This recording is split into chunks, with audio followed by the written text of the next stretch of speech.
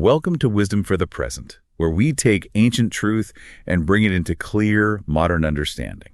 This episode uses AI-generated narration based on human researched and written material. Exactly. And it's so great to be here for this. Yeah, I'm really excited about this one. So to start us off, I want you to just imagine waking up tomorrow and the army that just laid waste to your entire city tells you that you are now going to an elite university in their capital. Right. Which sounds, almost like a weird reward at first. Exactly. But there's a huge catch. You have to completely forget your native language. Oh, wow. You have to legally change your name to honor the very gods of the empire that just destroyed your home. Yeah, that's heavy. And if you refuse, you die. So the question is, how much of your core self do you give away just to survive? I mean, it is basically the ultimate psychological pressure cooker. Right, completely. You are entirely stripped of, your context, your community, your history, all of it. It's just gone. Overnight. Exactly. The environment completely dictates the terms of your survival at that point. And the goal isn't just to conquer your body, right? The goal is to completely overwrite your mind. Which perfectly sets up our mission for today's deep dive. We're going to do an intensive ground-up exploration of the first 6 chapters of the book of Daniel. And there is so much to unpack there. There really is. We are using the original ancient text, of course, alongside extensive historical and theological commentaries from Albert Barnes and Matthew Henry. Yeah, and what we're going to find here is that this isn't just like an ancient historical record of kings and empires or, floating hands writing on walls. Which we will definitely get to. Oh, absolutely. But at its core, it is a profound, incredibly nuanced survival guide. A survival guide for your identity, really. Yes. It is fundamentally about retaining your core identity, your morals, and honestly, your sanity when you are thrust into a high-stakes, hostile environment that wants to just completely reshape who you are. So whether you are listening to this right now and navigating a deeply compromised corporate culture or dealing with intense ideological pressure from your peers, or just trying to hold on to your principles in a world that demands constant conformity, you are going to find a highly specific roadmap in these ancient chapters. You really are. It's incredibly practical for today. So let's jump in. To understand the wisdom of Daniel, we first have to understand the trauma of his situation, right? We're beginning right at the moment of crisis. Yeah, the ultimate forced assimilation. Exactly. Paint the picture for us. What is actually happening on the ground here? Okay, so we are looking at roughly 606 or 607 BC. King Nebuchadnezzar of Babylon has just besieged Jerusalem. That's a big guy himself. Right. And he doesn't just sack the city for gold and sacred vessels from the temple, though he certainly does that. Right, he hauls those off. He does. He carries them off to place in the treasure house of his own god, Bel, over in the land of Shinar.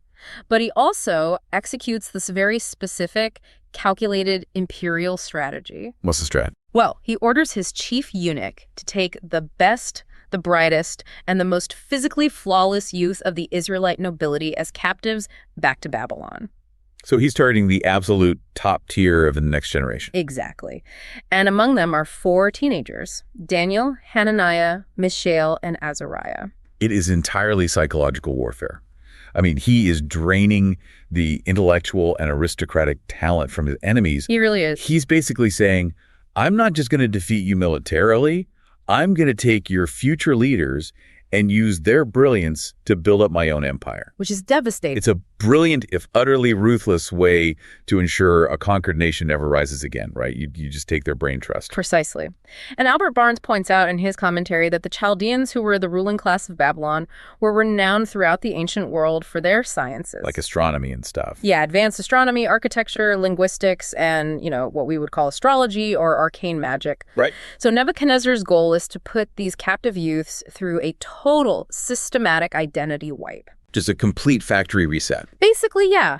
They are to be taught a completely new language, the Aramean or Chaldean tongue, which literally rewrites how they formulate their thoughts. Wow, changing the language to change the brain. Exactly. They are educated in Chaldean sciences for 3 years, and most intimately, they are given new names that honor Babylonian gods. Okay, let's look at those names because this is just wild to me. That's a huge shift. So Daniel, whose Hebrew name means God is my judge, becomes Belteshazzar, meaning Bel's prince. Right. Bel being the primary Babylonian god. Hananiah becomes Shadrach. Mishael becomes Meshach.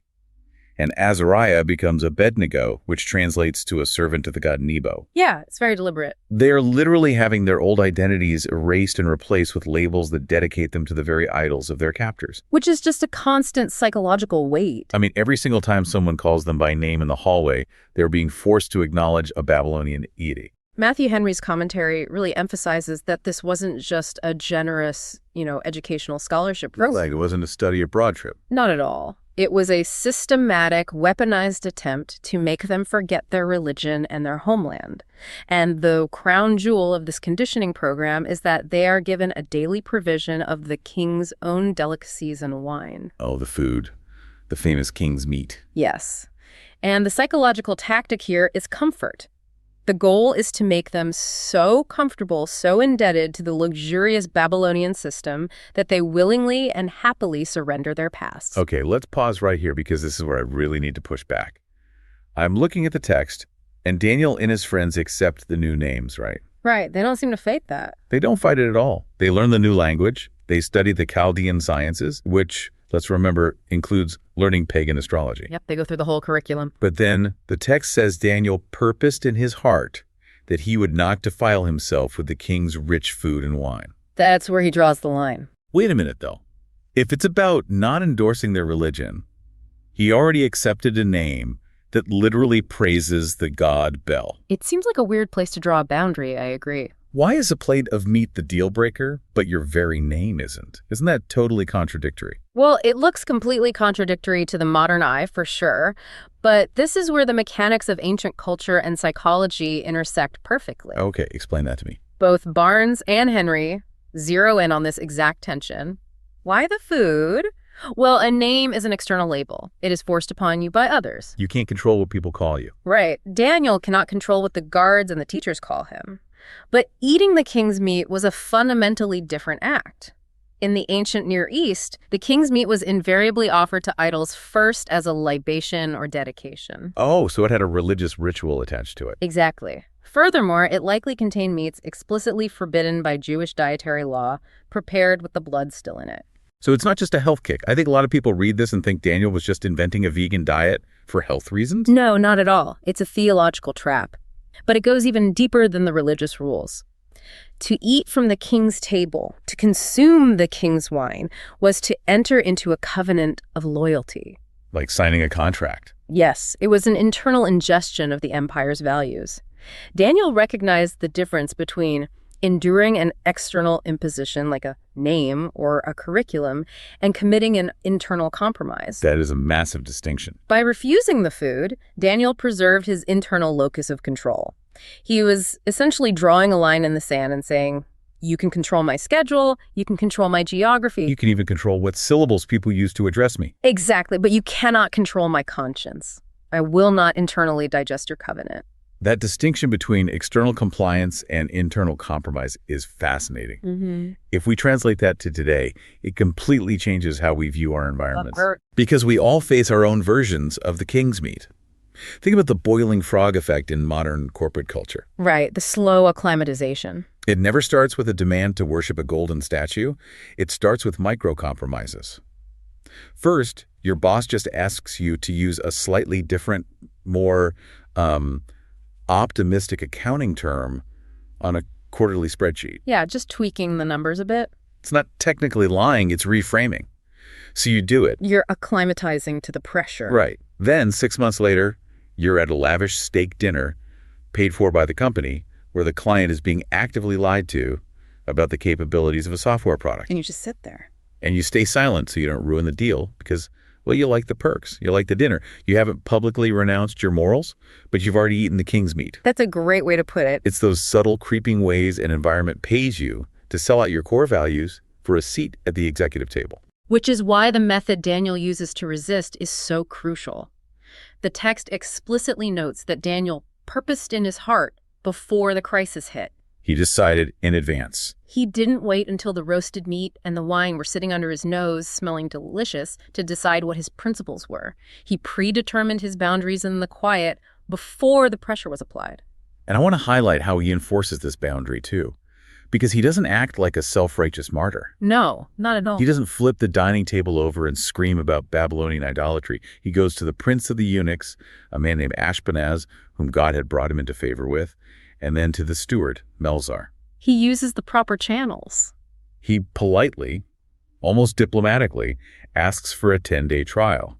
He says, "Prove thy servants, I beseech thee, 10 days, and let them give us pulse to eat and water to drink." Pulse meaning like vegetables, seeds, or legumes. Right. So what is truly remarkable here is Daniel's emotional intelligence. Think about the power dynamic. Oh, they're completely stacked against him. Ashpenaz, the official, is terrified. He literally tells Daniel, "I fear my lord the king, who hath appointed your meat and your drink." He's basically saying, look, kid, if the king sees you looking worse, looking more malnourished than the other youths, it's my head on the chopping block. Literally, Nebuchadnezzar will kill me. And Daniel doesn't dismiss the man's fear. He understands his captor's middle management dilemma. Yes, he has incredible empathy. So he proposes a peaceful, empirical approach. A 10-day test. Just a pilot program. Exactly. Wow. He doesn't preach a sermon at them. He says, let the results speak for themselves. You inspect our faces after 10 days of vegetables and water and compare us to the youths eating the king's meat. And of course, after 10 days, they look fairer and their flesh is fatter than all the others. It's a brilliant non-combative strategy. He proves that his principles won't harm his performance. In fact, his principles enhance it. Which brings us to a massive practical reflection for you listening right now. What is the king's meat in your current environment? That's the key question. Where are you being subtly, comfortably pressured to compromise your integrity?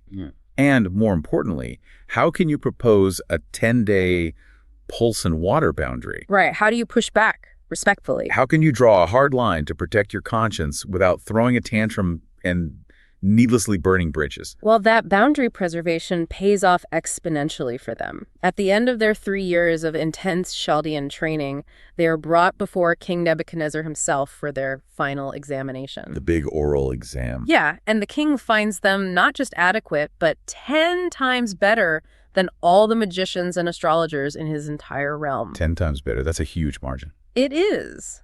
God grants them profound knowledge, skill in all learning and wisdom, and to Daniel specifically, understanding in all visions and dreams. Okay, so Daniel proved he could control his internal environment. But that internal peace is immediately tested when the external environment becomes wildly volatile. Because a leader's paranoia creates a crisis that no amount of vegetable eating can solve. Yeah, exactly. We enter chapter 2, and the stakes go from a dietary test to an immediate death sentence.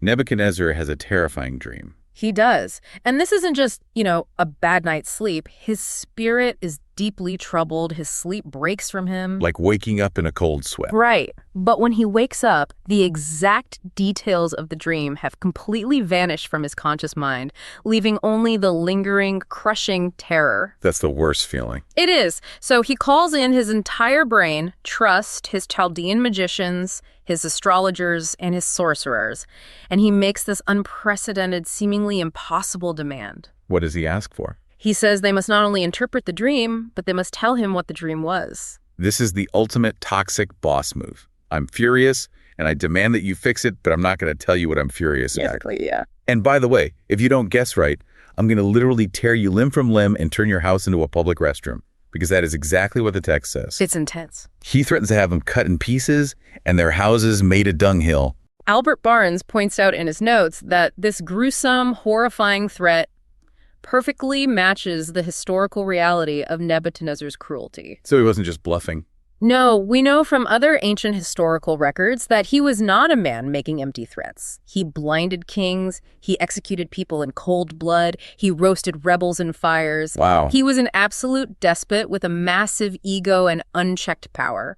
When he looks at his spiritual advisors and says, "The thing is gone from me," and threatens them with dismemberment if they don't produce the dream, the terror in that room would have been suffocating. But let me ask you about the psychology of this demand.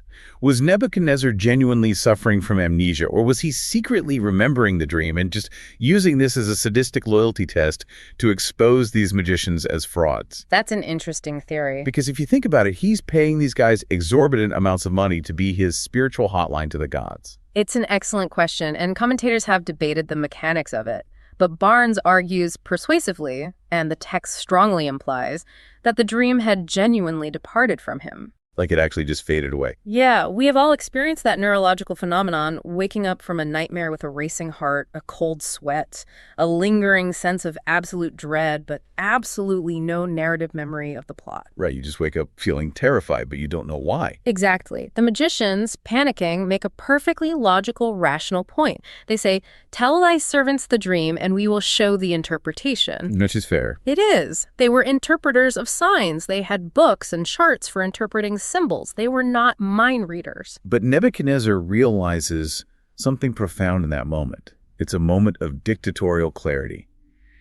If these guys truly speak for the gods, if they actually possess supernatural insight and aren't just highly paid yes men making up flattering interpretations, they should be able to retrieve the dream too. That's his logic, yeah. If they can't tell him the dream, how can he possibly trust their interpretation? I mean, if he tells them he dreamed of a falling star, they could just flip to page 42 of their astrology manual and tell him it means a great victory just to keep him happy. Exactly. The king inadvertently exposes the absolute limits of their so-called magic and the hollowness of his own echo chamber. The gig is up. The astrologers are backed into a corner and forced to admit the truth. There is not a man upon the earth that can show the king's matter. There is none other that can show it before the king except the gods, whose dwelling is not with flesh. They concede their absolute powerlessness. And in his furious, paranoid rage, the king issues a decree to execute all the wise men of Babylon.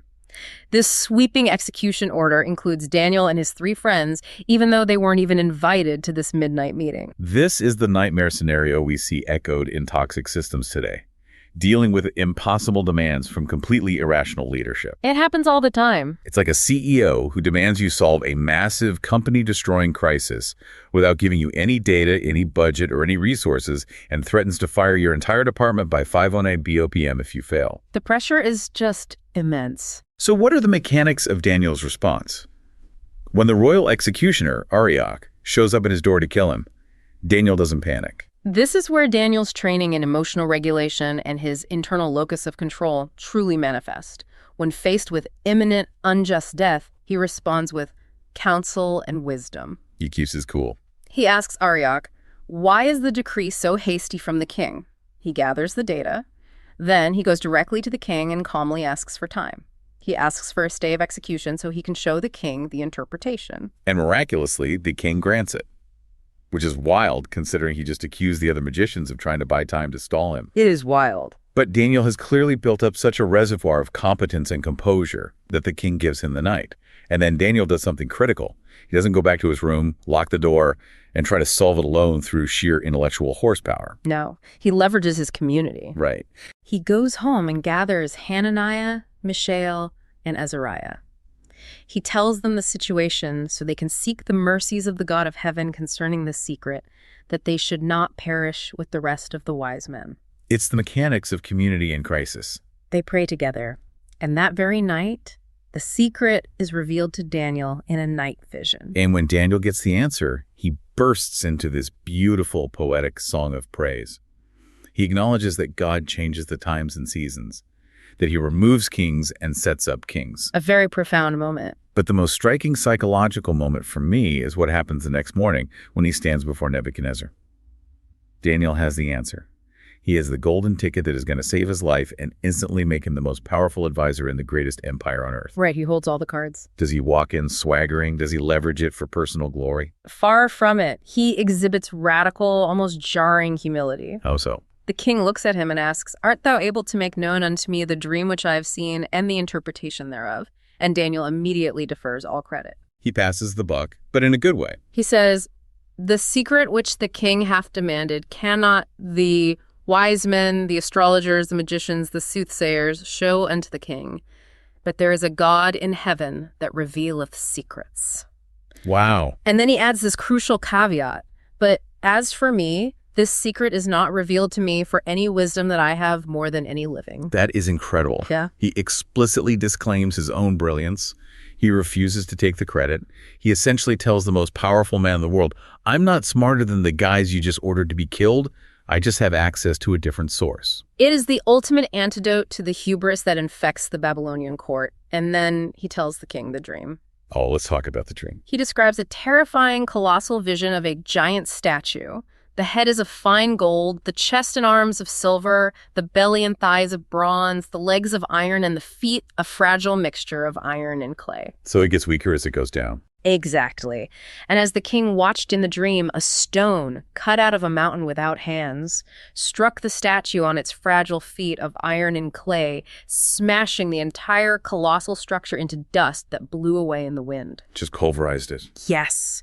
And that stone grew into a great mountain that filled the whole earth. Imagine the absolute silence in that room, as Daniel perfectly describes the nightmare that had been haunting the king. It would have been chilling. And then Daniel unpacks the geopolitical interpretation. Nebuchadnezzar is the head of gold, but after him will arise inferior kingdoms, the silver, the bronze, the iron, representing a succession of empires. Historically, we see this as the Medo-Persian, Greek, and Roman empires. But ultimately, during the time of those later kings, the God of heaven will set up a kingdom that will never be destroyed, represented by that uncut stone. It is a profound lesson in statecraft and the fleeting nature of power.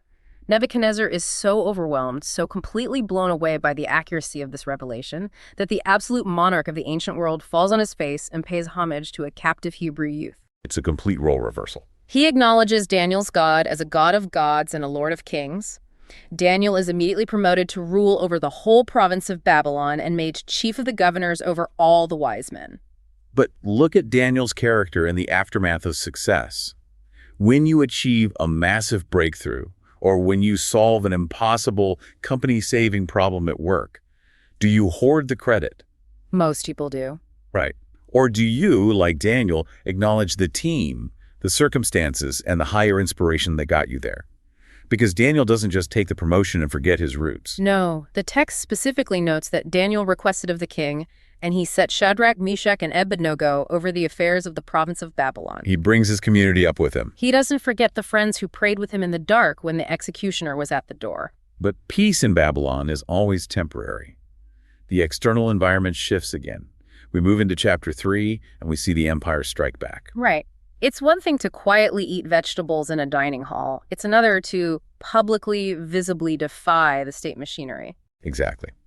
Nebuchadnezzar, perhaps darkly inspired by his vision of the statue where he's the head of gold, decides to build a massive image entirely of gold on the plain of Dura. And this thing is massive. It is staggering in its proportions. 60 cubits high and 6 cubits wide.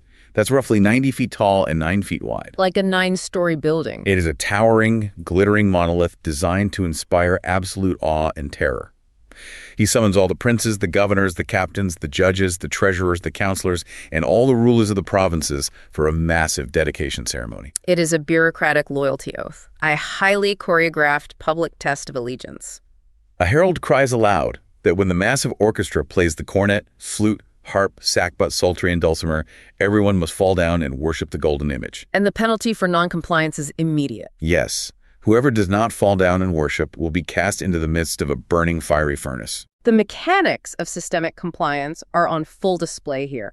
It is the ultimate conformity trap. The music plays, and the peer pressure of thousands of people hitting the dirt simultaneously is overwhelming. I mean, human nature is to just blend in. Exactly. But Shadrach, Meshach, and Abednego refuse to bow. They remain standing. And naturally, some of the Chaldeans' colleagues, who are likely deeply jealous of the promotions these Jewish exiles received in the previous chapter, immediately see this and snitch on them to the king. They weaponize the king's ego against them. They say, "These men, O king, have not regarded thee. They serve not thy gods, nor worship the golden image." Which is exactly what the king hates to hear. The king goes into a furious rage. He brings them in, gives them one more chance, threatening the furnace again, and he taunts them with a direct theological challenge. "And who is that God that shall deliver you out of my hands?" It's a direct challenge to the sovereignty of God by a man who genuinely believes he holds absolute power over life and death. But wait, I have to stop and ask a logistical question that has always bothered me about this story. Sure, what is it? Where is Daniel? If his 3 best friends are standing up to the king on the plain of Dura, why isn't Daniel standing with them? That's the million-dollar question. Did he compromise and bow down when the music played? Or did he just call in sick that day? It is a glaring omission, and commentators like Henry and Barnes have wrestled with it for centuries. The consensus is certainly not that Daniel compromised. Okay, that's good to know. Barnes suggests that Daniel might have been away on essential state business in another distant province. Or, more likely, his rank was so incredibly high by this point he sat in the gate of the king that the Chaldeans simply didn't dare accuse him directly. So they went after his friends as a proxy attack. Exactly. But Henry points out the literary beauty of this omission. By removing Daniel from the scene, the text intentionally shifts the focus to the three companions. It shares the spotlight. It proves that heroic virtue, moral fortitude, and principled resistance weren't just limited to the main character. The supporting cast possesses the exact same unshakable integrity. That makes a lot of sense. Now, the modern instinct, when reading a story about facing a fiery furnace, is heavily rooted in pragmatism. Oh, absolutely. I can hear people today arguing, look, God knows your heart. Why not just physically bow your knees to save your life, but keep your heart devoted to your own beliefs? Isn't martyrdom a complete waste of talent? Live to fight another day. Exactly. You can do so much more good alive working within the Babylonian system than you can as a pile of ashes in a furnace. That is the voice of pure rationalizing pragmatism. And it is exactly how people talk themselves into ethical collapse.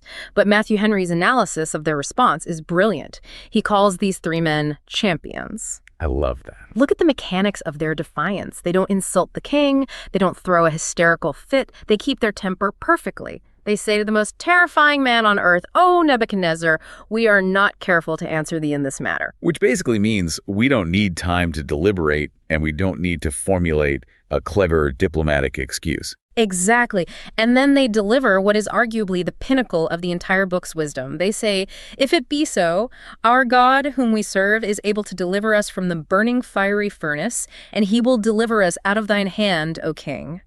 But if not, be it known unto you, O king, that we will not serve thy gods, nor worship the golden image which thou hast set up." But if not, those three words are staggering. They are the ultimate statement of detachment from outcomes. They are saying that their morality, their core identity, is not conditioned on a guaranteed rescue. They are committing to doing the right thing, even if it leads to their absolute painful destruction. That's a hard level of faith to reach. It is. They do not treat God as a cosmic vending machine where a coin of obedience guarantees a soda of safety. Their faith is not transactional. Let's translate the mechanics of that to today. This is the antidote to systemic complicity. It's having the courage to be the only person in the boardroom who refuses to sign off on a fraudulent financial report. Even if it costs you everything. Or the only one to speak up against a toxic, discriminatory policy, even if you know for a fact that HR won't protect you and it is going to cost you your career. It's doing what is right without needing an ironclad guarantee that it will all work out fine in the end. And we know how the story plays out. The king is so enraged by this defiance that the form of his visage changes. He orders the furnace heated 7 times hotter than it was usually heated. 7 times hotter. So hot that the radiant heat literally kills the mighty men of his army who are ordered to throw Shadrach, Meshach, and Abednego into the fire. They fall down, bound into the midst of the flames. But then the impossible happens. Nebuchadnezzar jumps up in absolute astonishment. He asks his counselors, "Didn't we cast 3 men bound into the fire?" They say, "True, O king." And he says, "Lo, I see 4 men loose, walking in the midst of the fire, and they have no hurt, and the form of the 4th is like the Son of God." Or, as some translate it, like a divine being. A divine presence in the fire with them. The king calls them out. They emerge, and the princes and governors crowd around them. Not a hair on their heads is singed, their coats are unchanged, and they don't even smell of smoke. Which forces Nebuchadnezzar to completely reverse his position, blessing their God and issuing a decree protecting their religion. It is a stunning, miraculous vindication. But the reflection for you, the listener, remains anchored in their response before the miracle. What is your but if not boundary?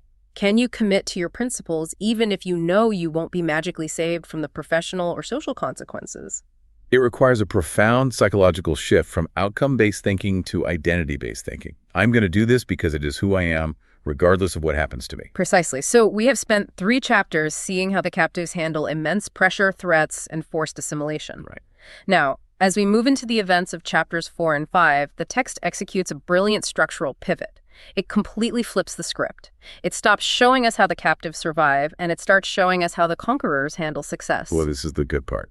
And spoiler alert, the result is a spectacular, humiliating collapse of the human ego. These 2 chapters are an absolute masterclass in the anatomy of hubris.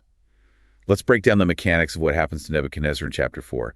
He has another dream. Right, the tree dream. He sees a massive, flourishing tree in the midst of the earth. It reaches to heaven, its leaves are fair, its fruit abundant, and it provides food and shelter for all the beasts and birds. Sounds pretty idyllic. But then, a watcher, a holy one from heaven, comes down and decrees that the tree must be violently chopped down, its branches cut off, and its leaves shaken off. All that is to be left is a stump, banded with iron and bronze in the tender grass. Just a stump left. And the watcher decrees that the person this tree represents will have his human heart changed, and a beast's heart given to him, and he will be driven from men to live with the animals until 7 times pass over him. Daniel is brought in to interpret, and for a full hour he is absolutely terrified by the dream because he knows exactly what it means. He doesn't want to tell the king. He actually tells the king, "My lord, the dream be to them that hate thee, and the interpretation thereof to thine enemies." He explains that the great tree is Nebuchadnezzar himself. So he's going to get chopped down. His greatness has grown and reached to heaven, but the decree of the Most High is that he will be driven from men and eat grass like oxen until he knows that the Most High rules in the kingdom of men. Daniel actually pleads with him, urging him to break off his sins by practicing righteousness and showing mercy to the poor, hoping it might lengthen his tranquility. But the warning doesn't stick. The ego is too entrenched. Fast forward 12 months later, Nebuchadnezzar is walking on the roof of his royal palace. Just taking in the view. He looks out over the magnificent, sprawling city, the hanging gardens, the massive walls, the Ishtar Gate, and he says, "Is not this great Babylon that I have built for the house of the kingdom by the might of my power and for the honor of my majesty?" He takes 100% of the credit. Yeah. No mention of God, no mention of his advisors, no mention of the thousands of laborers. It is pure, undiluted narcissism. Total arrogance. And while the word is still in the king's mouth, a voice falls from heaven. "O King Nebuchadnezzar, to thee it is spoken. The kingdom is departed from thee." Boom. Instant karma. And instantly, he is struck with a severe, debilitating mental illness. Psychologists today might compare the symptoms described in the text to clinical lycanthropy or bontropy, where a person suffers a profound delusion that they are an animal. Yeah, acting like an ox. I have to ask about how realistic this is, eating grass like a cow for 7 years. The text says his hair grew like eagle's feathers and his nails like bird's claws. Is this just a cinematic myth to scare children, or is there an actual psychological truth we are supposed to extract from this bizarre image? You have to look at the metaphorical and psychological brilliance of the text. Whether you view these events purely historically or allegorically, they capture the exact, observable pathology of extreme narcissism. How does it map onto narcissism? When the human ego becomes totally unchecked, when you truly believe you are a self-made God who owes nothing to anyone, not to your mentors, not to luck, not to your team, not to the divine, you actually lose your humanity. You become beast-like. Exactly. Let's look at the neurology and sociology of a dictator. When you surround yourself only with yes men, when you eliminate all dissenting voices, you lose all feedback loops with reality. Or just in an echo chamber. You become paranoid. You lose empathy. You begin to view other human beings merely as tools for your own aggrandizement or as threats to be eliminated. You operate purely on instinct and appetite. Wow. You are fundamentally disconnected from human society, even if you are sitting on a throne. The text externalizes this internal reality. Nebuchadnezzar becomes an animal because pride has already stripped him of his soul. I've seen the corporate version of this so many times. It's the delusion of the self-made person. We call it founder syndrome today. That is the perfect modern equivalent. It's the executive or the startup founder who starts believing their own press releases, who treats employees like disposable cogs in their machine, and who genuinely thinks the rules of gravity, whether economic or moral, no longer apply to them. They become beasts in the boardroom, completely isolated by their own arrogance. And Nebuchadnezzar stays in that state until he finally lifts his eyes to heaven, his understanding returns, and he acknowledges that the Most High rules. He learns the lesson the hard way. But then we move to chapter 5. Yes, and we see the next generation. His successor, Belshazzar, hasn't learned the lesson at all. He missed the memo on humility. Totally. The enemy, the Medes and Persians, are literally camped outside the impenetrable walls of Babylon. And what does Belshazzar do? He throws a massive sacrilegious feast for 1,000 of his lords. And he doesn't just get drunk to ignore the siege. He executes a deliberate act of profound disrespect. He specifically commands that the sacred gold and silver vessels his grandfather took from the temple in Jerusalem be brought out. Right, crossing a major line. He, his princes, his wives, and his concubines drink wine out of them while openly praising gods of gold, silver, bronze, iron, wood, and stone. Matthew Henry points out that Belshazzar's feast perfectly illustrates how security and sensuality are sad presages of approaching ruin. Belshazzar is profaning deeply sacred things purely for cheap entertainment and to aggressively flaunt his supposed invulnerability. It is the end-stage arrogance of an empire that believes it can never fall. But suddenly the party stops. The fingers of a disembodied human hand appear out of nowhere and begin writing on the plaster of the wall of the king's palace, right near the candlestick where everyone can see it. Mene, mene, tekel, upharsin. The psychological impact is immediate and devastating. The text says the king's countenance changed. His thoughts troubled him so much that the joints of his loins were loosed, and his knees literally smote one against another. He is literally shaking in his boots. The terror of the unknown shatters his arrogant facade in a matter of seconds. He screams for the astrologers and the Chaldeans, offering to clothe whoever can read it in scarlet and make them the third ruler in the kingdom. Desperation setting in. But just like in his grandfather's time, the echo chamber fails.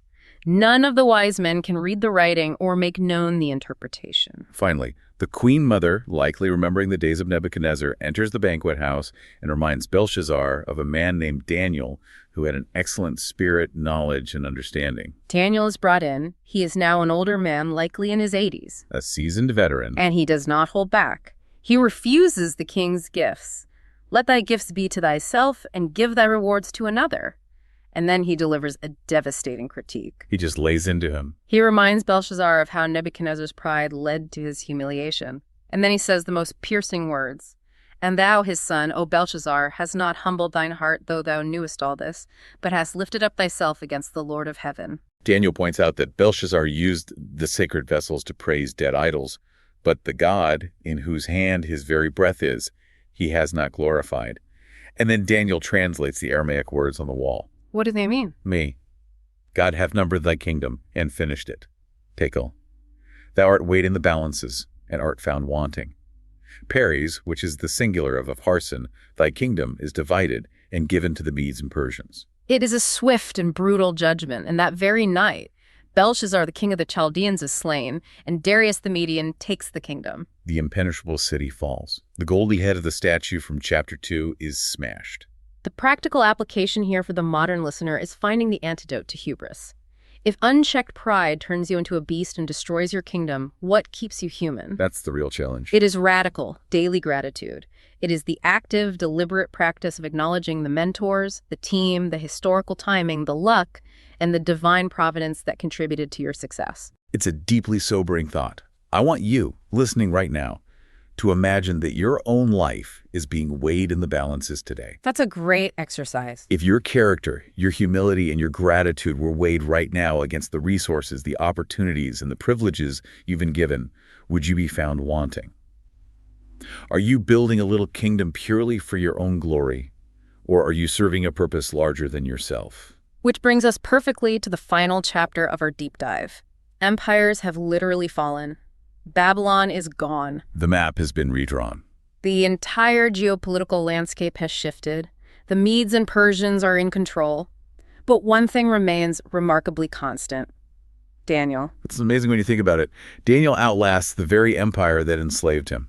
We enter chapter 6, and we see him now as an elderly statesman navigating a completely new administration. But he's facing a brand new kind of threat. It's not a fiery furnace or a tyrant's forgotten dream. It's the creeping, venomous reality of office politics and bureaucratic jealousy. King Darius the Mede has completely reorganized the empire to secure his new territory.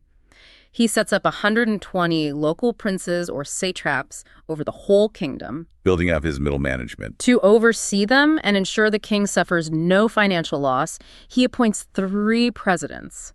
Daniel is the first of these presidents.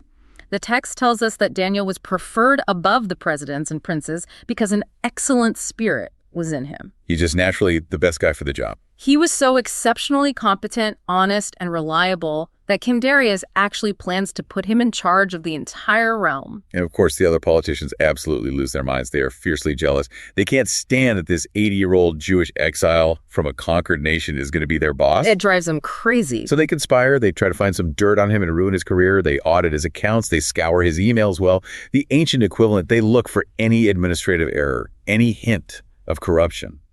But they can't find a single flaw. He is absolutely faithful. There is no error or fault found in him. It is a testament to a lifetime of integrity. So the politicians realize they have a problem. They say, "We shall not find any occasion against this Daniel, except we find it against him concerning the law of his God." They have to create a crime. They realize the only way to trap a man of perfect integrity is to weaponize his religion against him. They have to make his faithfulness illegal. So they go to Darius and use the oldest trick in the political playbook. Massive coordinated flattery. Works every time. They assemble together and convince the king to establish a royal statute, an unalterable decree according to the law of the Medes and Persians, which cannot be changed. The decree states that for 30 days, no one can ask a petition of any god or man except the king. And the penalty? Anyone who violates this will be thrown into the den of lions. They stroke his ego. They tell a brand new king, "For the next month, you are the sole source of provision and divinity for the entire empire." Darius, puffed up by the flattery and perhaps thinking this is a great way to unify his new kingdom, signs the writing and the decree. Now, here is where the mechanics of Daniel's response really confuse a lot of modern readers. I need you to help me understand this. Okay, lay it on me. Daniel is a brilliantly smart guy. He is the top politician in the empire. He knows the law is signed, he knows exactly who drafted it, and he knows it's a trap specifically designed for him. He sees it coming a mile away. So why on earth didn't he just pray quietly in his closet for a month? Or just pray silently in his head while walking down the hall? God would still hear him. It seems like an easy workaround. Why did he go into his house, leave his windows open in his chamber toward Jerusalem, and pray on his knees 3 times a day where anyone could see him? Wasn't he just actively baiting them? Isn't that just a massive failure pragmatism? It absolutely looks that way to a purely pragmatic, survival-oriented mind. But let's bring in Matthew Henry's profound theological and psychological insight on this exact moment. What does Henry say? Henry says of Daniel's behavior, "He kept in by being an oak, not a willow." An oak, not a willow. I love the imagery of that. Break down the mechanics of what Henry means. A willow tree bends to every shift in the wind. It survives by contorting its shape to accommodate whatever pressure is applied to it. Right. It yields. An oak stands firm, refusing to alter its structure regardless of the weather. Daniel wasn't performing for the crowd. He wasn't trying to be a provocateur. The text specifically deliberately notes that he prayed as he did aforetime. He just kept his routine. He didn't change his habits to show off, but he adamantly, fiercely refused to let a malicious, unjust, and temporary political law alter his inner life and his lifelong daily rhythms. So hiding his prayers would have been an internal compromise. Exactly. To hide his prayers, to suddenly shut the windows that had always been open, would be to concede that the king's law had legitimate authority over his conscience. It would be a silent admission that his relationship with God was subservient to the decrees of the state. We refused to give the state that power over his soul. His consistency was his armor. That completely reframes the narrative. And look at the incredible contrast the text sets up between Daniel and King Darius. Daniel is technically the one who is trapped. He's the one who's about to be thrown into a pit of starving lions. But spiritually and psychologically, Daniel is completely free. He's at peace. But the king, who supposedly holds absolute power, is the one who's truly trapped. When the politicians inevitably catch Daniel praying and drag him before the king, Darius suddenly realizes he's been played. The text says the king was sore displeased with himself. He sees the trap clearly now. He labors until the going down of the sun, trying to find a legal loophole to deliver his friend. He tries to undo his own law. But the politicians remind him of the mechanics of his own bureaucracy. Know, O king, that the law of the Medes and Persians is that no decree nor statute which the king establisheth may be changed. The king is bound by the very system he thought gave him power. The king is the most powerful man in the known world. Yet he is utterly powerless to save the one man he actually respects. He is forced to order Daniel thrown into the lion's den. And Darius says to Daniel, almost pleading, Thy God whom thou servest continually, he will deliver thee. And then look at the king's night. A stone is laid on the mouth of the den, sealed with the king's signet. The king goes to his palace and fasts all night. He refuses instruments of music. His sleep completely flees from him. He's a nervous wreck. The man in the palace is in absolute agony, while the man in the lion's den is at peace. Darius rises very early in the morning and hurries to the den. He cries out with a lamentable, troubled voice, hoping against hope. O Daniel, servant of the living God is thy God, whom thou servest continually, able to deliver thee from the lions. And Daniel's voice calmly rises from the dark pit. O king, live forever. My God hath sent his angel and hath shut the lions' mouths, that they have not hurt me. For as much as before him innocency was found in me, and also before thee, O king, have I done no hurt. It is the ultimate vindication. Daniel survives because he believed in his God. And the king, overjoyed, pulls Daniel out, and then orders the conspirators who falsely accused Daniel to be thrown into the den instead, where the lions immediately overpower them. It proves definitively that ultimate authority does not rest in the hands of political schemers, or unalterable state laws, or the whims of an empire. The modern translation of this chapter is incredibly relevant for anyone trying to navigate a hostile professional environment. How many people are just trying to survive a toxic workplace, dealing with deeply jealous colleagues or bad faith actors who are actively trying to catch them making a mistake? Too many people. The natural human instinct in that environment is to become paranoid, to constantly look over your shoulder, to change your behavior, to hide your true self, and to start playing their manipulative games just to survive. You become a willow. You start bending to their toxicity. But Daniel teaches us the mechanics of the anchor habit.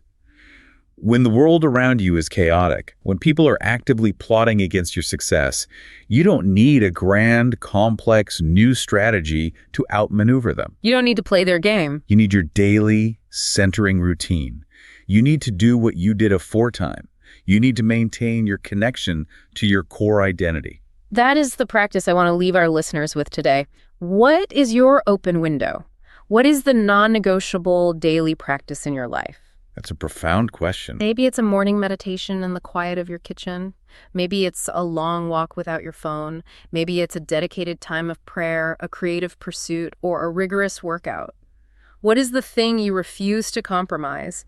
The habit that centers your soul no matter how busy or stressful or hostile your professional environment gets. That anchor is what keeps you an oak instead of a willow. It's what keeps you connected to your core identity when everything else in the culture is trying to pull you away and reshape you into its own image.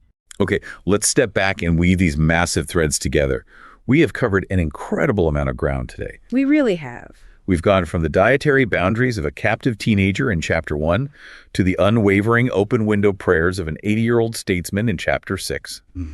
We have navigated tyrants' nightmares, a 90-foot golden idol, fiery furnaces, the psychological madness of absolute power, disembodied hands writing doom on banquet walls, and finally, the political traps of the lion's den. Daniel chapters 1 through 6 truly offer a masterclass in retaining your soul in a world that constantly demands you surrender it. We see through these diverse narratives that surviving a hostile environment isn't about fighting every single battle. It's about knowing exactly where your uncrossable lines are and holding them with quiet, unshakable dignity. It's about having the discernment to draw a hard line at the king's meat before the plate is ever served to you. It's about sharing credit with your community when you achieve the impossible. It's about maintaining your, but if not resilience, in the face of absolute career destruction. It's about practicing radical gratitude to avoid the beast-like madness of hubris. And it's about keeping your windows open to your anchor habits when the politicians are circling. I want to leave you with a final thought to mull over. We spend a lot of time and a massive amount of emotional energy trying to change the Babylons we live in. We try to fix our toxic corporate workplaces, we try to reform our broken societies, and we endlessly argue with the culture on social media. We all do it. But the text here suggests something profoundly different. It suggests that your first and most important job isn't to conquer Babylon. Your first job is to make sure Babylon doesn't conquer you. Wow. If you don't let the crushing pressure of the environment break you, if you can acclimatize without losing your shape, you might just outlast the empire itself. That's the heart of this section. This is Wisdom for the Present, where understanding leads to clarity, and clarity shapes how we see and live. We'll see you in the next episode.